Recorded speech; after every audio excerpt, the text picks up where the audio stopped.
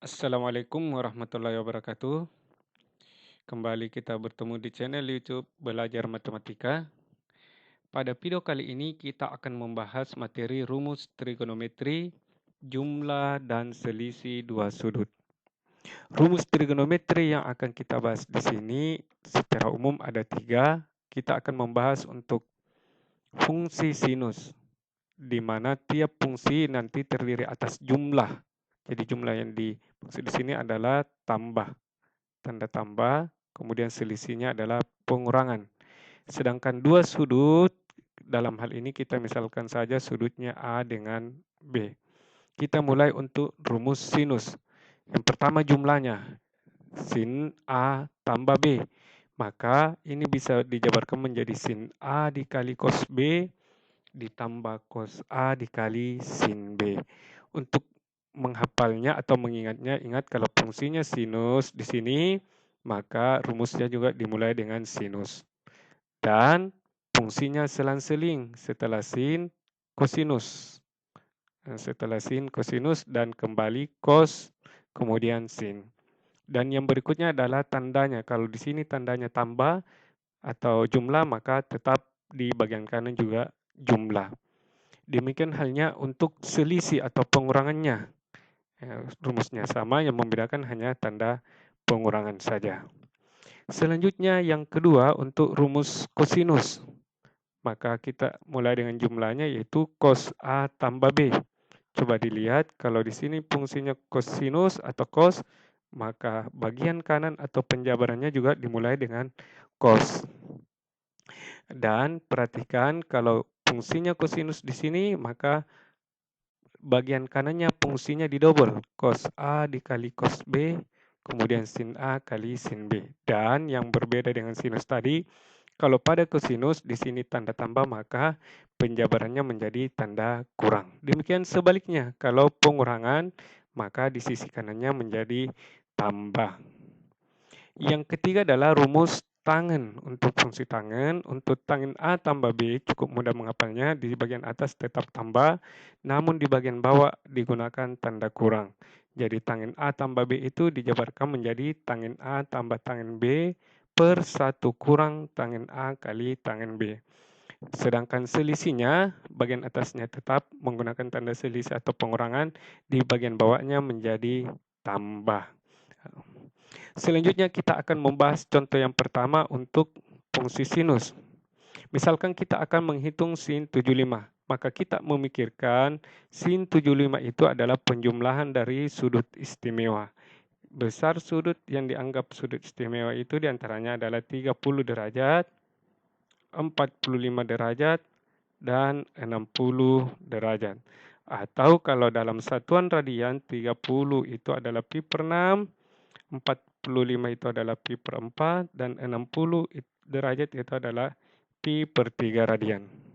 Maka kita bisa menuliskan 75 derajat itu adalah 30 derajat tambah 45 derajat. Boleh juga dibalik 45 derajat tambah 30 derajat.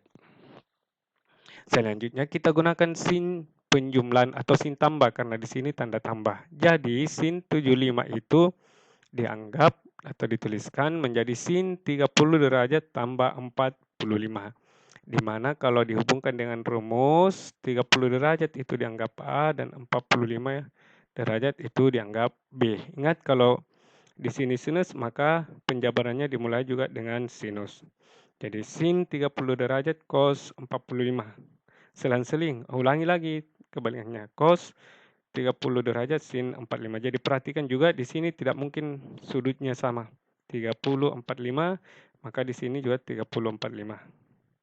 Nah, selanjutnya tentukan nilainya. Sin 30 itu nilainya 1/2, cos 45 itu nilainya 1/2 akar 2, tambah cos 30 itu derajat 1/2 akar 3, dan sin 45 derajat adalah 1/2 akar 2. Selanjutnya perkalikan bagian atas. 1 dengan 1, 2 dengan 2. Jadi 1/4 akar 2.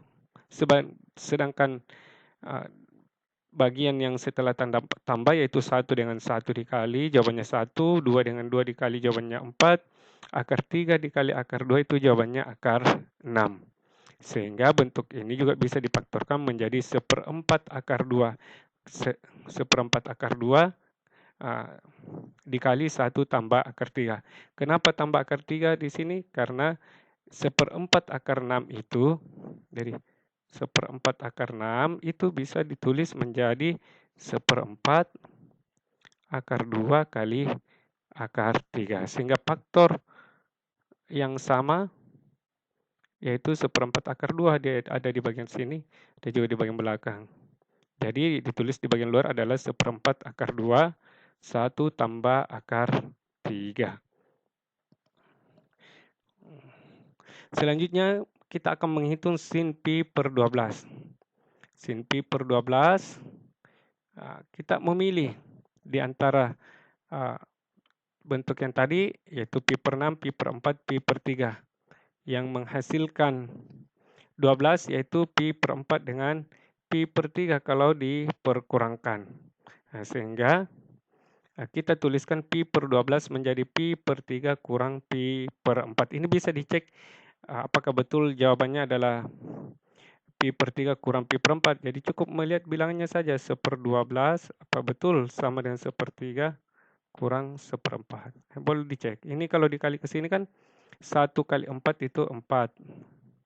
Dikurang 3 kali 1, 3. Di bagian bawah adalah 3 kali 4, 12. Ini hasilnya 1/12. Jadi betul pi per 12 itu bisa ditulis menjadi pi per 3 kurang pi per 4. Jadi bentuk ini kalau dikaitkan dengan ini tinggal menambahkan pi di bagian atasnya.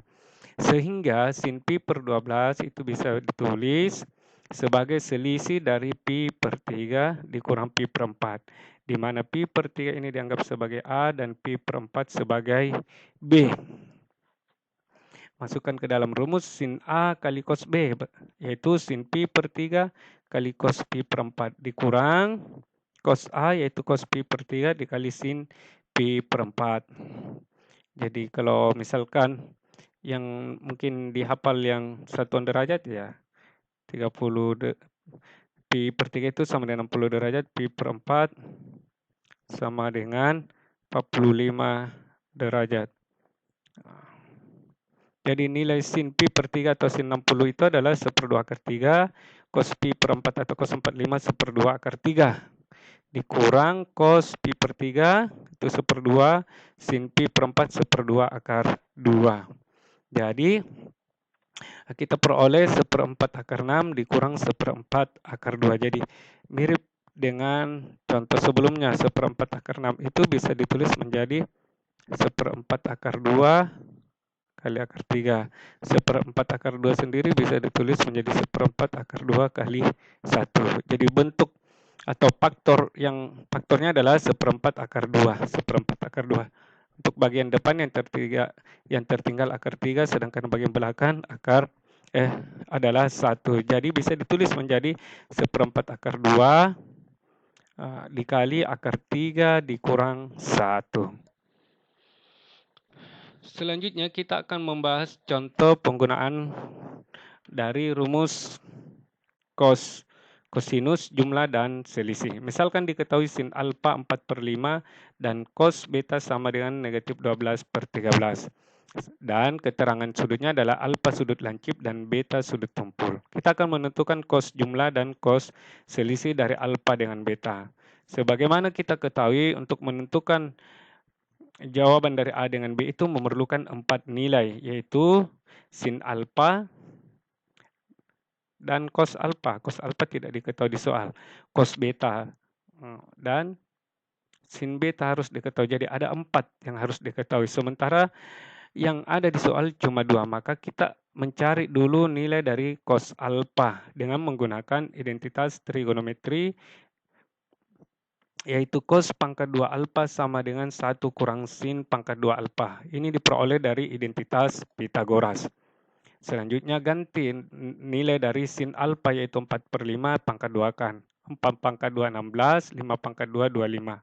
Samakan penyebutnya kali ke sini. 25 kali 1 kurang 16 yaitu 9/25. Itu nilai cos kuadrat alfa atau cos pangkat 2. Sementara kita butuhnya cos alfa. Jadi sisi kanannya Kalau di pangkat 2-nya ini hilang, maka di sebelah kanannya menjadi plus minus akar. Jadi sebagai contoh kalau menghitung nilai variabel misalkan X pangkat 2 sama dengan 25, di sini kita mau menentukan X-nya, maka sisi kanannya menjadi plus minus akar. Akar berapa? Sesuai dengan yang ada di sini, 25. X sama dengan plus minus 5. Maksudnya di sini X-nya plus 5 dan X sama dengan negatif 5. Kita kembali ke sini, plus minus. Akar 9 itu 3, akar 25 itu 5. Jadi kita peroleh 3/5. Di sini ada plus dan minus. Tetapi keterangan di soal bahwa alfa itu sudut lancip dan aturannya kalau pada sudut lancip nilai sin positif dan cos juga positif. Jadi yang kita ambil di sini adalah positif karena alfa di sini adalah sudut lancip sesuai dengan ketentuan ini bahwa sin alfa dan cos alfa nilainya positif yang diambil. Selanjutnya cos beta. Jadi cos beta yang diketahui di sini dipergunakan untuk menentukan nilai sin beta, yaitu dengan menggunakan identitas Pythagoras juga diperoleh sin pangkat 2 beta sama dengan 1 dikurang cos pangkat 2 beta. Di mana cos beta itu nilainya negatif 12/13. Kalau di pangkat 2 kan ini hasilnya positif, tetapi tandanya di sini tetap tanda kurang. Jadi pangkatnya dulu yang diselesaikan, bukan negatif dengan tanda kurang yang dipertemukan. Ini jawabannya 144/169. Kali silang 100, ini dikali silang ke sini ya, 169 kali 1. Kurang 144/169. Jawabannya 25/169. Jika ditentukan akarnya, maka diperoleh sin beta sama dengan plus minus akar 25/169. Jadi di sini 169. Diperoleh akar 25 itu 5, akar 169 itu 13. Pilihannya ada 2 lagi. Maka yang kita ambil adalah 5/13. Kenapa? Karena pada sudut tumpul nilai sinnya positif dan cosnya negatif. Itu ketentuannya ya. Jadi diperhatikan ketentuan pada sudut lancip dan sudut tumpul. Sehingga diketahui di soal kita sudah memperoleh nilai sin alfa, cos alfa, sin beta, cos beta. Ini sudah cukup untuk menentukan nilai cos alfa tambah beta, di mana rumus cos alfa tambah beta adalah cos alfa dikali cos beta. Cos alfa nilainya 3/5, cos beta nilainya negatif 2/13. Dikurang sin alfa nilainya 4/5, sin beta nilainya 5/13. 3 kali 12, ingat negatifnya ini jawabannya adalah negatif 36. Dan 4 kali 5, 20. Tanda kurang di sini. Penyebutnya sudah sama, jadi tinggal kita tentukan bagian atas. Negatif 36 dikurang 20 itu negatif 56/65. Dengan cara yang sama untuk bagian B, di sini tanda kurangnya yang akan ditentukan adalah cos alfa dikurang beta itu sama dengan cos alfa dikali cos beta ditambah sin alfa dikali sin beta. Ingat ya, kalau kosinus tandanya berubah. Di sebelah kiri tambah, kanannya kurang. Demikian halnya kalau kurang di sini, sebelah kanannya tambah. Kembali ganti nilai cos alfa itu 3/5. Cos beta negatif 12/13. Tambah sin alfa 4/5. Sin beta 5/13. 3 kali negatif 12, negatif 36 ditambah 20. Negatif 36 tambah 20 adalah negatif 16/65. Selanjutnya contoh yang terakhir kita akan menggunakan rumus tangen. Dalam hal ini tangen jumlah. Jika ABC adalah sebuah segitiga dan tangen A sama dengan 3/4 dan tangen B sama dengan 1/7. Pertanyaannya adalah tentukan nilai tangen A tambah B besar sudut A tambah B. Tangen A tambah B itu sama dengan tangen A ditambah tangen B dikurang 1 kurang tangen A kali tangen B. Di mana nilai-nilai ini sudah ada, jadi kita tinggal cukup mengganti saja, yaitu tangen A 3/4, tangen B 1/7. Tangen A tadi 3/4, tangen B 1/7. Masukkan ke dalam rumus. Selanjutnya operasi bilangan bagian atas boleh dengan menggunakan cara kali silang.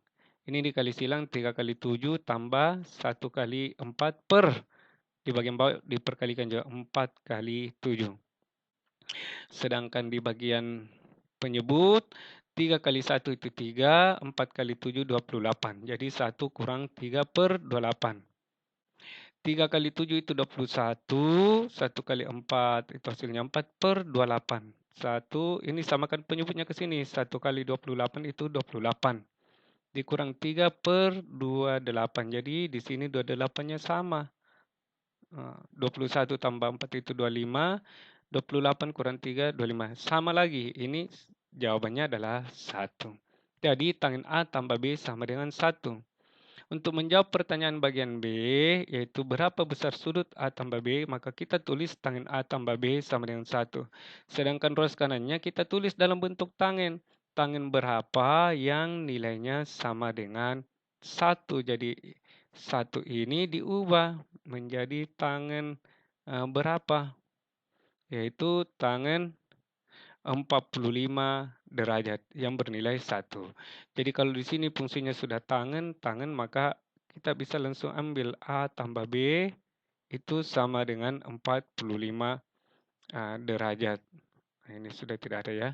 Jadi kesimpulannya besar sudut A tambah B itu adalah 45 derajat. Mungkin sekedar penjelasan tambahan dari bagian B. Jadi kalau misalkan ada bentuk begini, tangen A tambah B itu sama dengan akar 3, maka sebelah kanannya harus ditulis lagi menjadi tangen berapa yang nilainya akar 3. Ya, jadi kayak gini, tangen berapa yang nilainya akar 3, yaitu tangen 60. Maka A tambah B itu sama dengan 60 derajat. Ini contoh lain ya untuk menentukan nilai tangen. Nah, jadi hanya satu nilai yang memenuhi, tidak ada lagi di kuadran lain atau di daerah lain yang nilainya sama dengan 1. Karena di sini ABC menyatakan besar sudut sebuah ABC adalah sebuah segitiga di mana jumlah sudut sebuah segitiga itu 180. Jadi tidak ada yang memenuhi selain 45 derajat. Demikian pembahasan materi kali ini, semoga bermanfaat. Assalamualaikum warahmatullahi wabarakatuh.